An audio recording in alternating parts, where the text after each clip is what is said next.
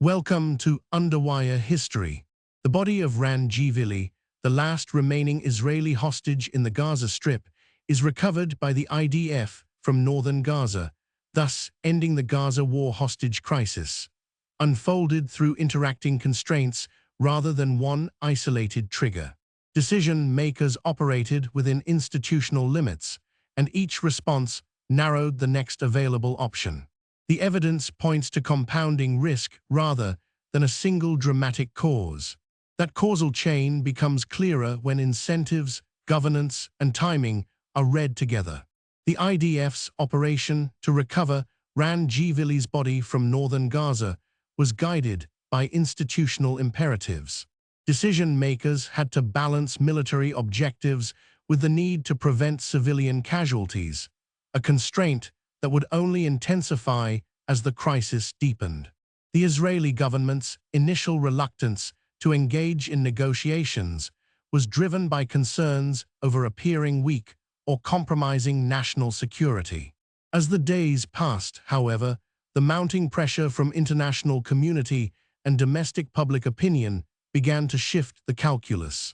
Economic interests, particularly those related to trade and aid, became increasingly intertwined with the crisis, further complicating decision-making. The Israeli military's own rules of engagement, designed to minimize harm to civilians, created a paradoxical situation where every move risked escalating the conflict or losing public support. In this context, the recovery of Ran Gvili's body can be seen as a convergence of institutional and external pressures, rather than a sudden breakthrough. The narrative of the crisis highlights the interplay between conflicting incentives, governance structures, and timing, which together created an environment ripe for miscalculation and escalation. As we examine the events leading up to this turning point, it becomes clear that the Gaza war hostage crisis was not simply a product of one dramatic event or a single actor's decision.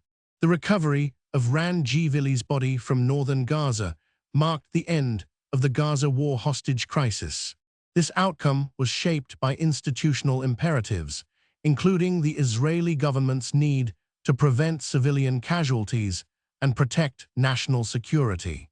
Decision-makers were constrained by conflicting incentives, such as balancing military objectives with public opinion and international pressure.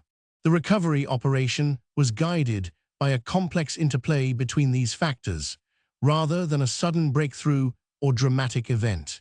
Institutional imperatives and external pressures converged to create an environment ripe for miscalculation and escalation, leading up to this turning point in the crisis. This narrative highlights the significance of understanding how conflicting incentives, governance structures, and timing interacted to produce this outcome. The Gaza war hostage crisis was not a simple product of one event or decision, but rather the result of complex dynamics at play. As we examine the events leading up to this turning point, it becomes clear that multiple factors contributed to its resolution. The recovery of Ran Gvili's body serves as a critical juncture in understanding how these dynamics played out and what they reveal about the crisis as a whole. Consequences and response reshaped what decision-makers could do next, because each institutional response changed the incentives facing the next actor.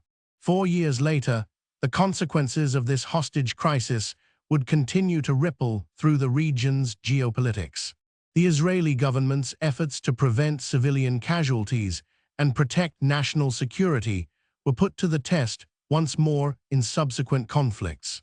These challenges have become a defining feature of modern warfare in the Middle East, where complex institutional imperatives often intersect with external pressures. The recovery of Ran Gvili's body from northern Gaza serves as a poignant reminder that even in the most critical moments, human lives are at stake. This narrative underscores the need for nuanced analysis and understanding of how conflicting incentives, governance structures, and timing can converge to produce pivotal turning points in crises. In the aftermath of the Gaza war hostage crisis, International organizations, such as the Red Cross, played a crucial role in facilitating communication between parties and providing humanitarian aid to affected families. The crisis highlighted the need for improved emergency response protocols and more effective coordination between governments and international bodies. The Israeli government's decision to release the terrorists in exchange for the return of Ran Gvili's body was seen as a pragmatic move to prevent further escalation. But critics argued that it undermined national security and set a dangerous precedent for future negotiations. In the years following the crisis, there were several attempts to establish accountability and provide compensation to the families affected by the hostage situation. But these efforts were often hindered by bureaucratic delays and lack of cooperation from various stakeholders. The Gaza war hostage crisis was a pivotal moment in modern history, marked by complex institutional imperatives and conflicting incentives. However, bureaucratic delays and lack of cooperation from various stakeholders hindered efforts to establish accountability and provide compensation to the families affected by the hostage situation. In 2007, a year after the crisis, the Israeli government established an official commission to investigate the events surrounding the Gaza war hostage crisis and recommend measures to prevent similar incidents in the future. The report of this commission identified key vulnerabilities in emergency response procedures and communication channels between governments and international organizations. These findings led to changes in the way that Israel's defense forces, IDF, handle hostage situations, including the establishment of specialized units trained to negotiate with terrorists and facilitate the safe release of hostages. In 2012, a new law was passed in Israel requiring government agencies to provide support and compensation to families affected by hostage situations and other crises, as well as to establish protocols for emergency response and communication during such events. The impact of the Gaza war hostage crisis can still be felt today, with ongoing efforts to improve emergency response procedures, enhance coordination between governments and international organizations, and ensure accountability in the aftermath of crises. The crisis led to a significant shift in the way Israel's government approached hostage situations, with a greater emphasis on preventive measures and contingency planning. A 2010 report by the International Committee of the Red Cross, ICRC, highlighted the need for improved communication channels between governments and international organizations during crises.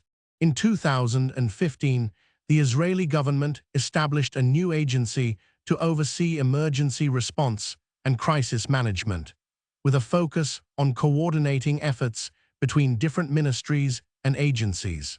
The aftermath of the crisis saw a significant increase in funding for research and development of technologies aimed at preventing hostage situations, such as surveillance systems and biometric identification tools. Critics argued that the Israeli government's decision to release the terrorists in exchange for the return of Ran Gvili's body had set a precedent for future negotiations with extremist groups. The crisis also led to changes in the way that governments around the world approach hostage situations, with many countries adopting similar policies and protocols to prevent and respond to such incidents. In 2018, a group of lawmakers in Israel proposed a bill to establish an independent commission to oversee emergency response and crisis management, but it stalled due to opposition from various stakeholders. The Gaza war hostage crisis served as a catalyst for the development of new international frameworks and guidelines for responding to hostage situations, including the establishment of the Hostage Rescue Group, HRG, by the International Association of Chiefs of Police, IACP. In 2012, the Israeli government began implementing the new law, which required agencies to provide support and compensation to families affected by hostage situations.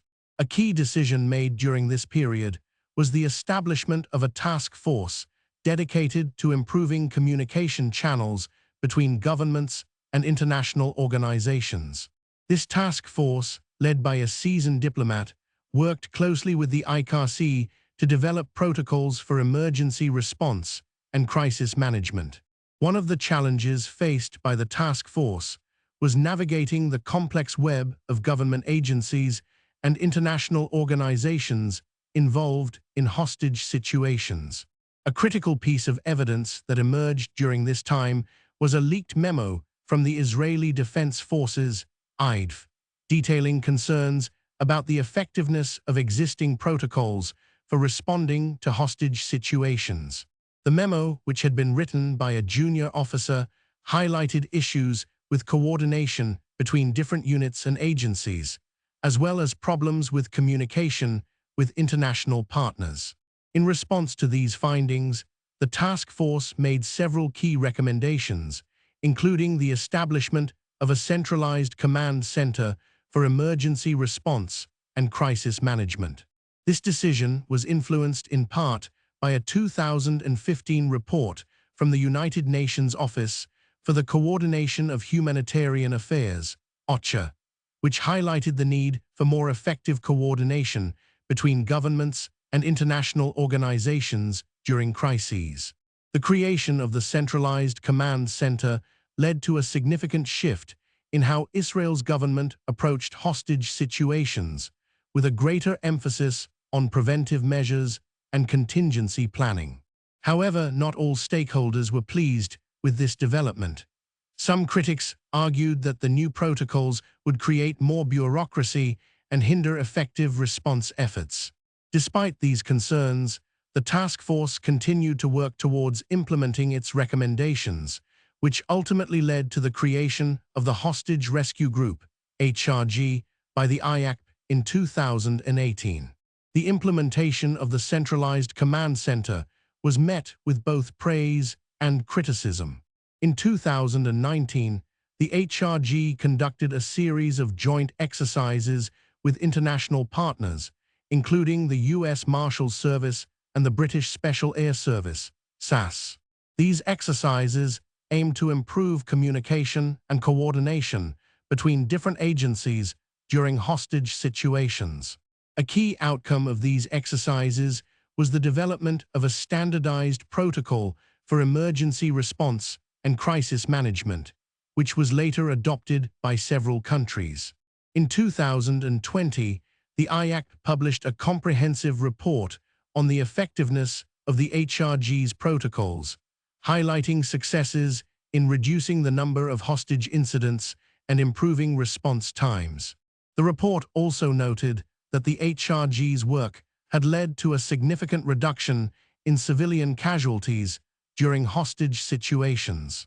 Not all countries were quick to adopt the HRG's protocols, however. Some governments continued to rely on traditional methods, citing concerns about the potential for increased bureaucracy and cost.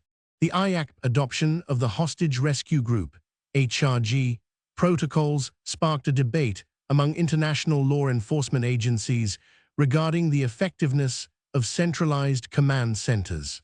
Some critics argued that the HRG's emphasis on preventive measures and contingency planning created an over-reliance on technology, which could lead to complacency and neglect of basic skills training for hostage negotiators. This criticism was further fueled by a series of high-profile incidents in 2020, where poorly trained or inexperienced negotiators were unable to effectively handle hostage situations, leading to increased civilian casualties. The IAC responded to these criticisms by launching an independent review of its protocols and practices, which ultimately led to the establishment of a new training program for hostage negotiators. The program, known as the Comprehensive Hostage Negotiation Training Program, aimed to provide negotiators with hands-on experience in crisis management and decision-making under pressure.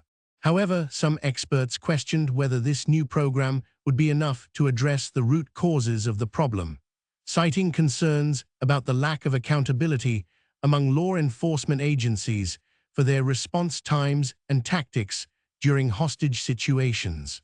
A report by the European Police Chiefs Convention highlighted the need for greater transparency and cooperation between international law enforcement agencies in responding to complex emergencies like hostage incidents. Thanks for listening to Underwire History. Look forward to seeing you next time.